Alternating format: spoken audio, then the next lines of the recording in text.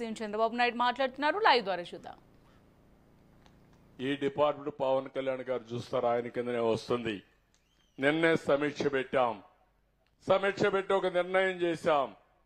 ఒక 550 కోట్ల రూపాయలు శాంక్షన్ చేస్తే ఇంకొక 600 కోట్లు వస్తుందంటే ముందు తీసుకురమ్మని చెప్పాను. ఒక 60,000 కోట్ల రూపాయలు దగ్గర అదనంగా ఖర్చు అవుతుందంటే అవి కూడా చేయమన్నాను.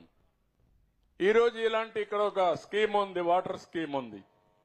ఆ వాటర్ స్కీమ్ను చూస్తే ఎప్పుడో కట్టిన వాటర్ స్కీము ఇప్పుడు కూలిపోయే పరిస్థితిలో ఉంది. అలాంటి వాటర్ స్కీమ్స్ అన్ని కూడా మళ్లీ కొత్తగా కట్టుకునే అవకాశం ఈ జల్ జీవన్ మిషన్ లో ఉంది. దాన్ని కూడా ఉపయోగించకుండా ముఖ్యమంత్రి ఇష్టానుసారంగా ముందుకు పోయాడంటే మీరు గుర్తుపెట్టుకోవాలి. అందుకే నేను మీకు ఇచ్చినటువంటి 7 వైట్ పేపర్లు ఇచ్చాను. చాలా స్పష్టంగా ఎక్స్ప్లెయిన్ చేశాను. ఎంత దోపిడీ చేశారు, ఎన్ని డిపార్ట్మెంట్లు విధ్వంసం చేశారు, ఎన్ని వ్యవస్థలను నాశనం చేశారు, ఎన్ని లక్షల కోట్ల రూపాయలు అప్పు చేశారో అన్ని కూడా మీకు ఇచ్చే పరిస్థితికి వచ్చాను. అవన్నీ ఇచ్చిన తర్వాత అన్ని డిపార్ట్మెంట్లని ఈరోజు స్ట్రీమ్ లైన్ చేస్తూ ముందుకు పోయే పరిస్థితికి వచ్చాం. నేను ఒకే ఒక విషయం మీ అందరికీ విజ్ఞప్తి చేస్తున్నాను. ఈరోజు మీరందరూ ఇక్కడ సమావేశమైనప్పుడు అనేక విషయాలు మనం ఇక్కడ మాట్లాడుకుంటున్నాం. ఇప్పుడే ఒక కుటుంబం అయితే మనం మాట్లాడినప్పుడు కొన్ని విషయాలు మాట్లాడారు. ఈరోజు ఈ ఊర్లో కూడా సర్పంచ్కి ఒక బాధ్యత చెప్తున్నా. ఈ ఊర్లో కూడా అమ్మా, మీ ఊర్లో నువ్వు సర్పంచ్ బాగా చదువుకున్నావు, ఒక ఎస్సీ కుటుంబం అయినా ఎంసీఏ చేసింది, మాస్టర్ కంప్యూటర్ సైన్స్ చేసింది, ఒక బాగా చదువుకున్న అమ్మాయి. కానీ మీ ఊర్లో కూడా జనాభా తగ్గిపోతా ఉంది. ఇప్పుడు మామూలుగా ఒకప్పుడు ఇక్కడుండేవాళ్ళకు గుర్తుంటుంది, ఒక 15-20 ఏళ్లకు మునుపు నేనంతా కూడా జనాభా నియంత్రణ కోసం అందరికీ చెప్పాను.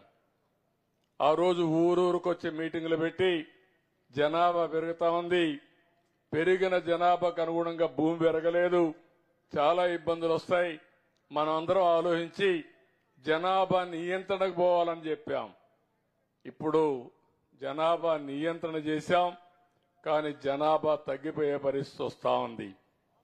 జనాభా ఎప్పుడు కూడా స్టేబుల్ గా ఉండాలంటే ప్రతి ఒక్క ఆడబిడ్డ సంతానోత్పత్తి 2.1 ఉండాలి. జీవిత కాలంలో కనీసం 2 కంటే ఎక్కువ సంతానాన్ని కల్పించే పరిస్థితిలో ఉండాలి. ఇప్పుడు అందరూ కూడా 1.6కు వచ్చేశారు.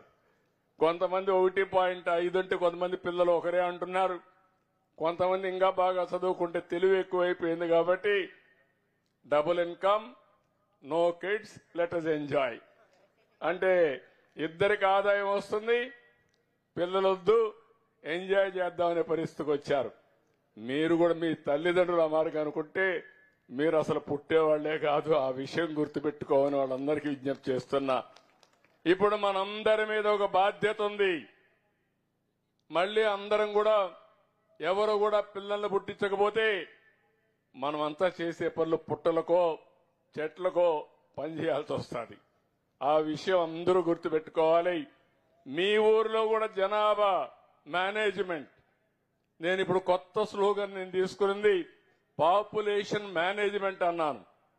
మొన్నే మీరు చూశారు, రష్యా అధ్యక్షుడు పుతిన్ గారు మాట్లాడుతూ తెగ బాధపడిపోతున్నాడు. మా దేశం అంతా జనాభా తగ్గిపోయింది,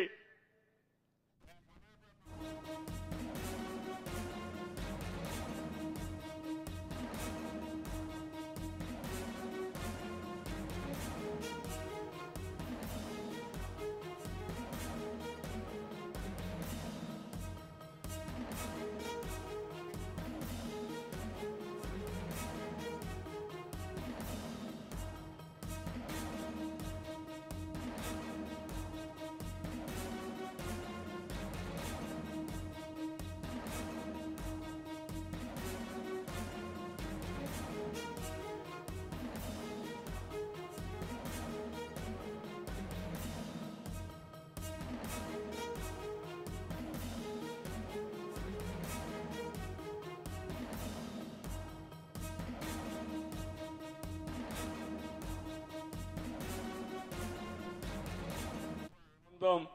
నేను ఒక పిలిపిస్తే ఇప్పటికే 350 కోట్ల రూపాయలు దాతల ముందుకొచ్చి విరాళాలు ఇచ్చే పరిస్థితికి వచ్చారు. ఇది ఒక చరిత్ర, ఎప్పుడూ లేదు ఈ విధంగా ముందుకు రావడం. అలాంటి కార్యక్రమాలకు శ్రీకారం చుట్టాం. ఈ ఊరైతే పిఎం ఆదర్శ్ గ్రామ యోజన కింద ఈ గ్రామాన్ని శాంక్షన్ చేసుకుంటాం. 20 లక్షల రూపాయలు వస్తుంది. అది కాకుండా ఇంకా గ్రామానికి ఏం కావాలన్నా ఎస్సీ కాలనీ ఇవన్నీ కూడా ఉన్నాయి.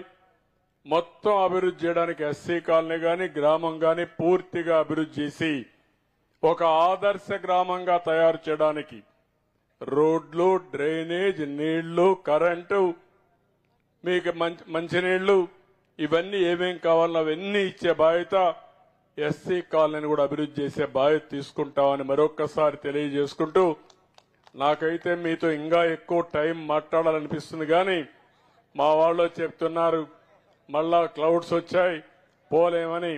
ఏది ఏమైనా మళ్లీ వస్తా. నేను చేసిన తర్వాత సరిగా అయినా చూసుకోవడానికి